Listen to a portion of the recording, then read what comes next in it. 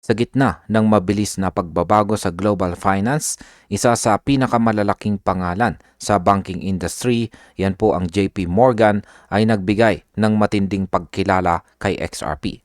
Tinawag nilang heavyweight si Ripple sa larangan ng digital finance, lalo na pagdating sa central bank digital currencies or CBDCs.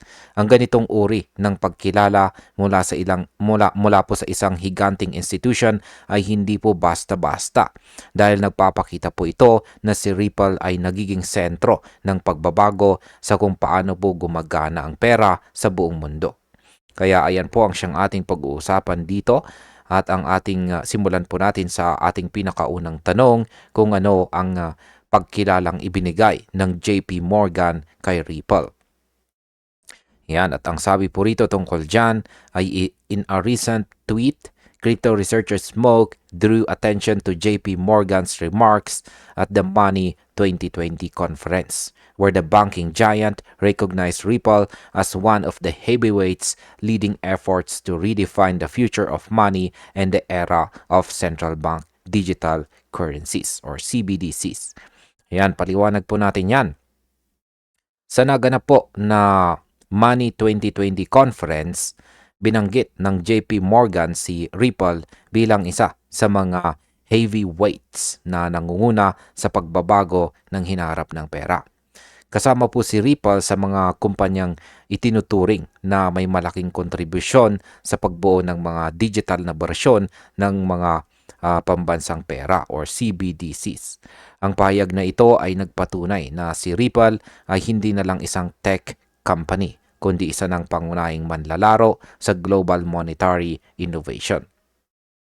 Sa market impact, kapag lumakas po ang reputasyon ni Ripple sa mga institusyong gaya ng JP Morgan, mas dumadami po ang mga investors na nagkakaroon ng tiwala sa kanya na pwede pong magtulak pataas sa presyo ng XRP dahil sa pagtaas ng adoption at saka demand.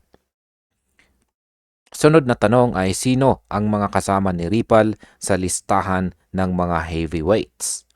Yan, sabi rito, alongside MTech and Diluet, Ripple was featured for its expertise in digital infrastructure and cross-border settlement technology, marking a significant acknowledgement of its influence in the institutional and policy-level transformation of global finance. Ayan po, kasama po ni Ripple sina MTech at saka Diluet sa listahan ng mga leader sa digital finance na binigyang pansin ng JP Morgan. Ang tatlong ito ay kilala sa kanilang kakayahan sa digital infrastructure at cross-border settlement technology. Pero sa tatlo, si Ripple ang pinakamadalas na nauugnay sa global payments. Kaya hindi po nakapagtataka kung bakit siya ang pinakatampok sa usapan.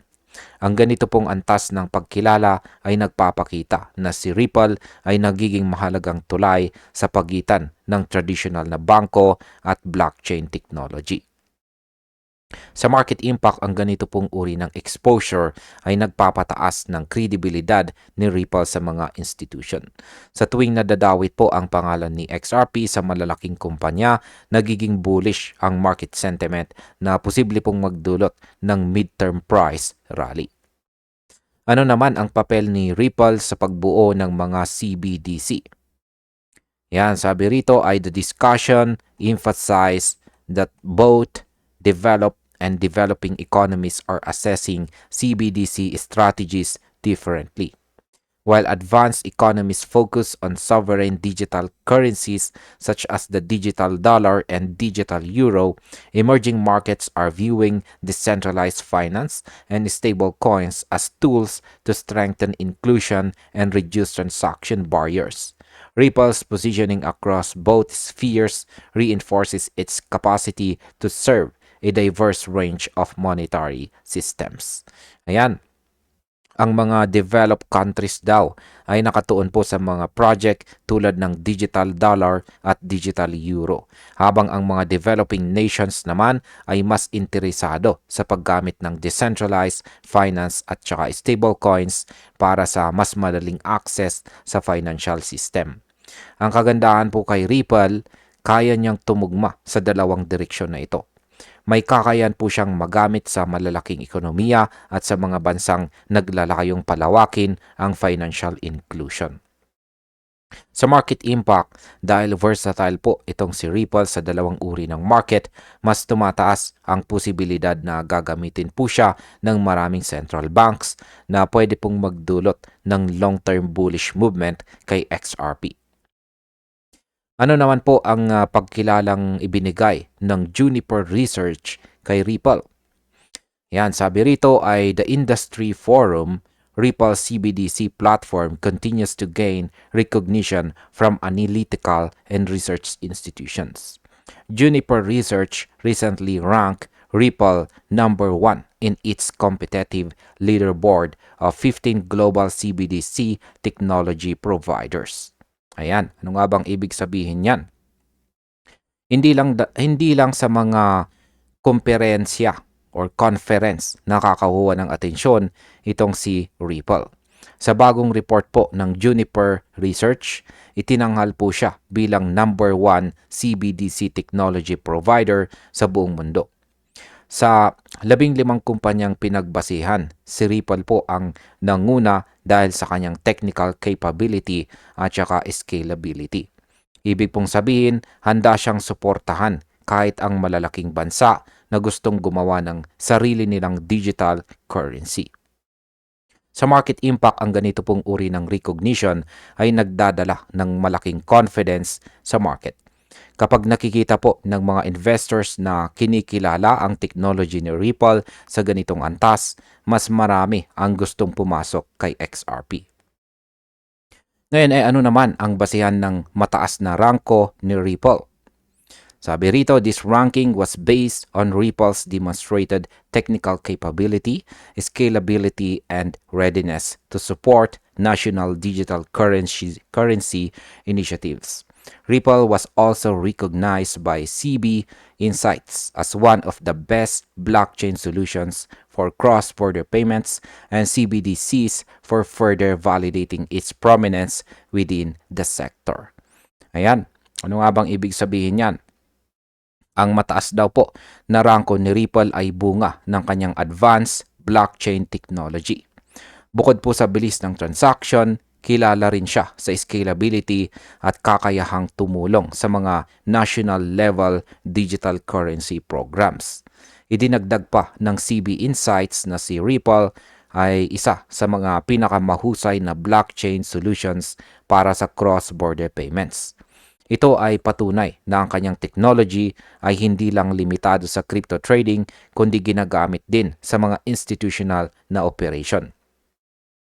Ang market impact po dito ay dahil dito ay mas lumalawak ang utility ni XRP.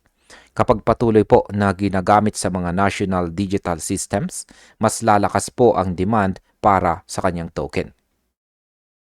Ngayon ay ano ang kaya ng Ripple CBDC platform?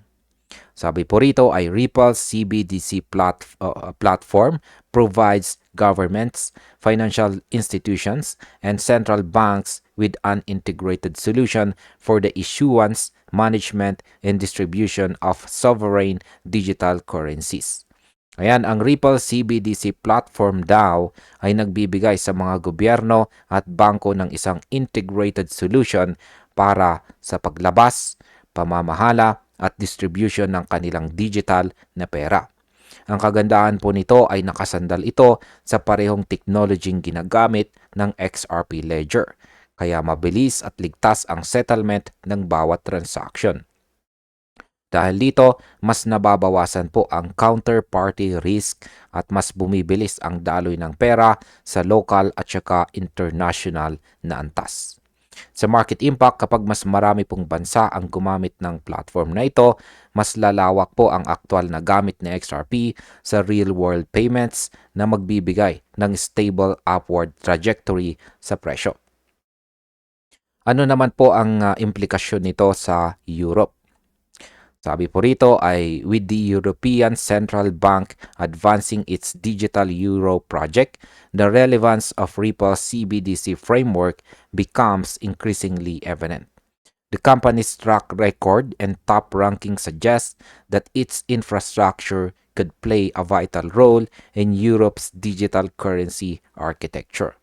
Ayan, habang mas lumalalim daw ang project ng European Central Bank para sa digital euro, mas nakikita ngayon ang halaga ng technologyeng hawak ni Ripple. Dahil po sa kanyang track record at top ranking, malaking posibilidad na gamitin po ng Europe ang Ripple framework bilang core infrastructure ng kanilang digital currency. Kapag ito po ay nangyari, sa XRP ay magiging mahalagang bahagi ng isa sa pinakamalaking ekonomiya sa mundo. Sa market impact, ang ganito pong development ay maaring maging trigger ng massive bullish movement dahil makikita po ng market ang paggamit ni Ripple sa isang project na ganito kalaking scale. Ano naman ang position ngayon ni Ripple sa global financial landscape? Ang sabi po rito ay Ripple's continued engagement with policymakers, financial institutions, and technology partners positions it at the forefront of the CBDC movement. As more than 90% of central banks globally explore or develop digital currency programs, the combination of technical maturity and institutional recognition underscores Ripple's standing as a leading force in shaping the future of digital money and cross-border settlement.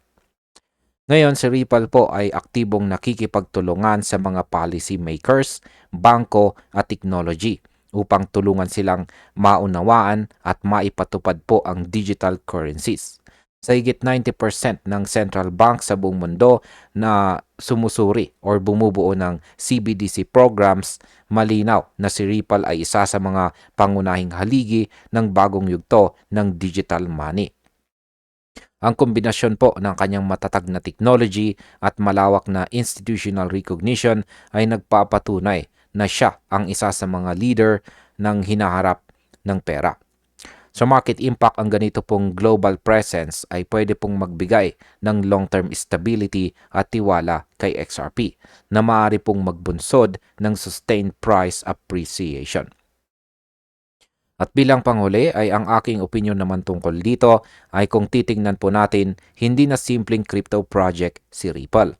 Siya na ngayon ang isa sa mga pangunahing pwersa sa global digital finance.